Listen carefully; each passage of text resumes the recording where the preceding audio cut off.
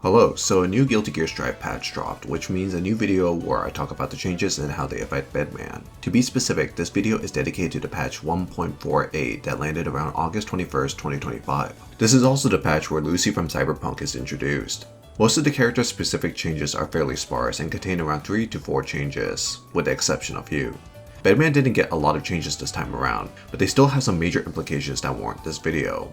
This patch also comes with some pretty significant system mechanic changes, and I'll talk more about that in detail and how those affect Bedman. Without further ado, let's start specifically with the Bedman changes this time.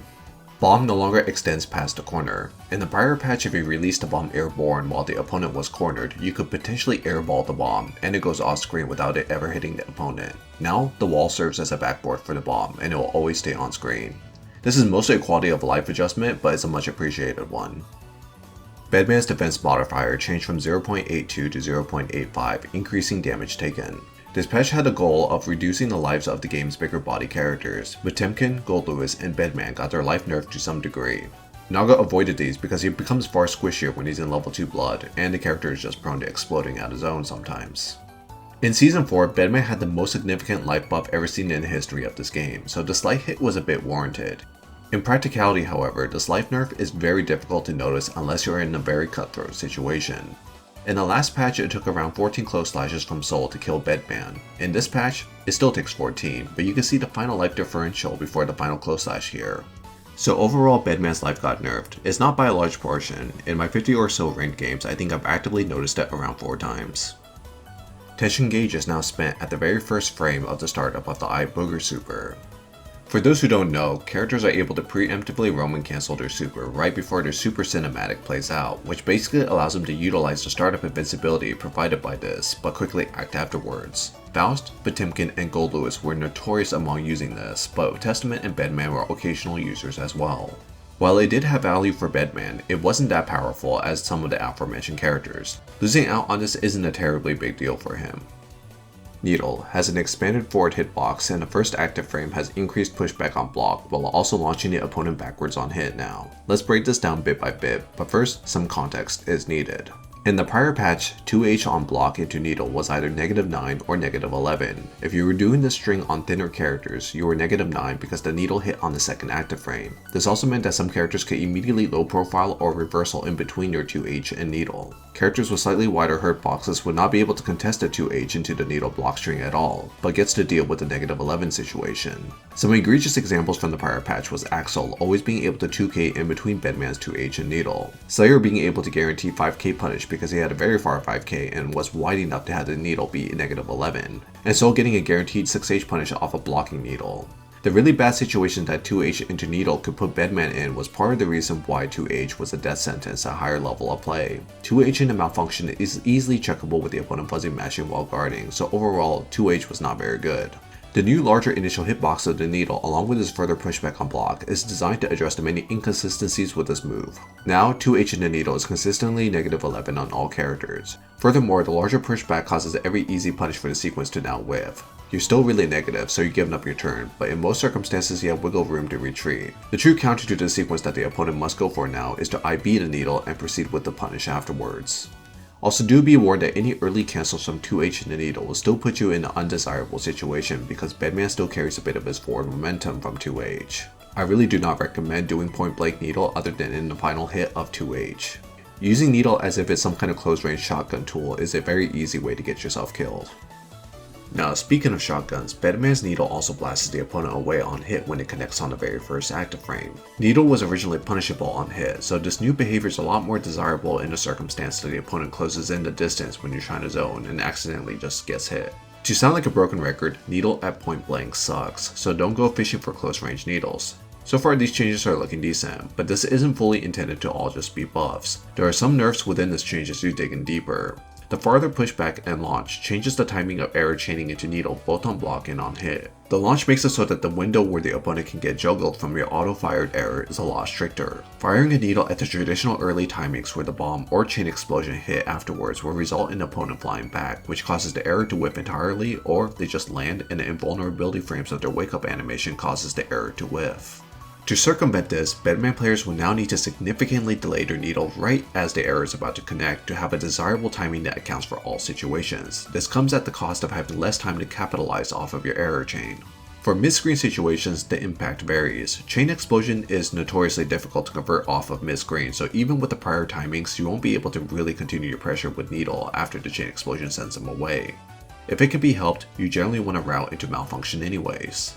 For mid-screen bomb situations, the new needle into bomb timing allows you to be up to +20 on block, a nice number, but not as nice as it was before.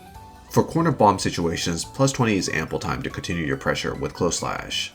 The summary is that Bedman's pressure is going to feel a little worse at the cost of Bedman being able to free himself more easily out of missed hit confirms. This is why a lot of the Bedman community is currently unhappy with these changes.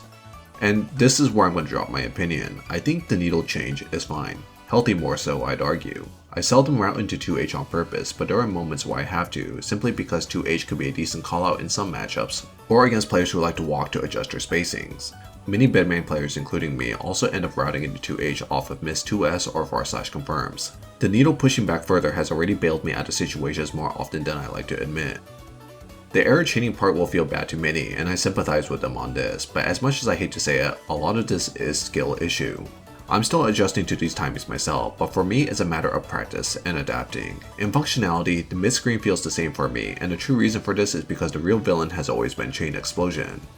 In the corner, I haven't felt a major impact from the change because I seldom did setups that abuse the +40 situations from needle into bomb, although there are technicalities with this number because the bomb is so delayed that the opponent can actually mash in between the needle recovery and the bomb. The more realistic number falls within the +30 range.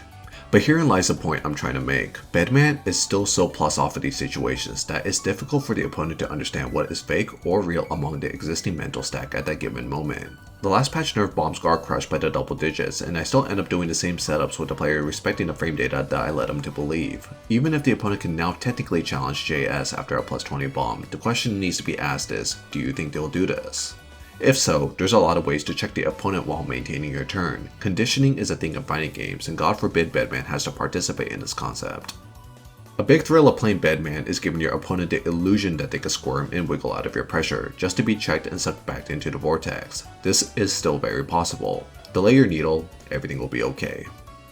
So I'm going to start talking about system mechanics. Bedman, like every character, is swept up in some of the system mechanic changes. I'll cover the ones that are relevant to him. RISC changes. RISC got a complete overhaul, so the main thing to understand about RISC is that the combo that cashes out on the opponent's RISC gauge is weaker now, but the first few hits could lead to more damage. Bedman is very good at building up the opponent's RISC gauge with his error block strengths, but his cash out combos were highly arbitrary depending on the starter he got. Some starters were great, most were mediocre, and it hinges on what the opponent chooses to get hit by. The more relevant part about RISC for Bedman is that the opponent's defense modifier fluctuates with the RISC gauge now. Since chip damage from specials do 25% of the intended damage should the move land, this means that Bedman is chipping away a lot more at the opponent's life now by doing his basic block pressure, while simultaneously cranking up their RISC. This also inadvertently makes install a bit more scary now. Alright, let's talk YRC. YRC got a few adjustments. If the YRC is successful, it now pushes the opponent further away and makes you +10. If the opponent blocks the YRC in the air, they also fall faster, which grants them more of an opportunity to punish. The biggest change to YRC that affects Bedman is that it's now possible to do during guard crush now. There are means for Bedman to play around this. It's possible to space malfunction to be slightly outside of YRC range, but if they opt to not YRC, then you will have to figure out how to secure the error chain from there. While it could be annoying to get YRC'd more often as a Bedman player, YRC does kill your opponent's tension gain for 480 frames or 8 seconds total. If the opponent YRCs you out, Bedman still has the means to back off and play neutral, and should they lose the interaction after, they are likely to lose the entire round unless you're outright playing from a really far deficit. Remember that the meter that they spend on YRC is less meter that they have for FD, which puts them in more danger of being chipped out due to the new RISC changes. For Bedman on defense, YRC can be leveraged to get you out of a bad situation, and if you're already winning on the meter economy, it's not the worst idea to YRC a Gold Lewis that is swinging at your face. White Walled Assault can't be Roman cancelled anymore. White Walled Assault was always kind of a weird tool within Bedman's kit, especially after the really busted +7 on block version was nerfed. In most matchups, Bedman is relatively comfortable playing neutral and fishing for hits, but there exist some matchups where the nuance of movement is far less significant, primarily against Axel, Asuka, and Happy Chaos. In these matchups, Wild Assault is a lot more valuable. Bedman's reward off of uncharged Wild Assault is really lackluster, while the charged version is prone to whiffing due to a slower startup. Bedman can still do cool things with his Wild Assault by preparing an arrow beforehand and using the arrow to convert off of the Wild Assault. In the end though, this mostly is a whatever change. I only found myself missing it when fighting Axel, but otherwise I hardly remember that I can't RC it now. If anything, this feels more like a nerf to the other two Wild Assault users. Gosh, are there really only 3 characters with Wild Assault now? Makes me wonder if these characters should just get Blue Wild Assault instead or something, but Bedman with Blue Wild Assault would be pretty belligerent. Conclusion. Bedman has always been a fairly flexible character, and I feel like he benefited a lot from the system mechanic changes this time around. I feel that I'm a lot more incentivized to hold my opponent hostage and burn their meter by having them FD, or just cranking up the RISC so that my specials chip more. The new pushback distance of YRC allows me to just give up my turn and have them eat the tension gain penalty instead of just outright having the opponent begin their offense onto me.